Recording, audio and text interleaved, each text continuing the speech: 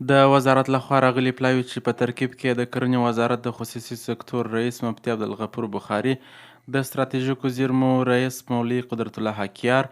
د کورني تفتیش رئیس ملا محمد نصرت، د نظارت او ارزیابۍ رئیس امان الله شاهي،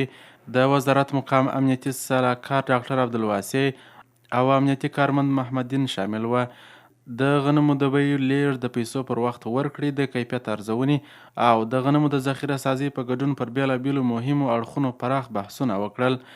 د کرنې رئیس الحاج مولوي نیاز محمد وهاج صاحب د ناستې ګډونوالو ته معلومات ورکړل. هغه وویل چې د اسلامي امارت د مشرتابه د حکم پر اساس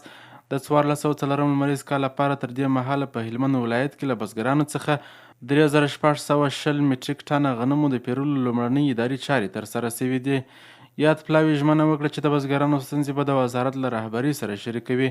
او د چارو د لا شفاف او مؤثر مدیریت لپاره به لازم اقدامات ترسره کوي. د دې ناستې موخه هلمند کې د مازادو غنمو د پیرلو پروسې ارزونه، همداراز د اعلیقدر امیرالمؤمنین حفظه الله د حکم د تطبیق په موخه د اړوندو ادارو ترمنځ د همغږۍ رامنځته کول وه.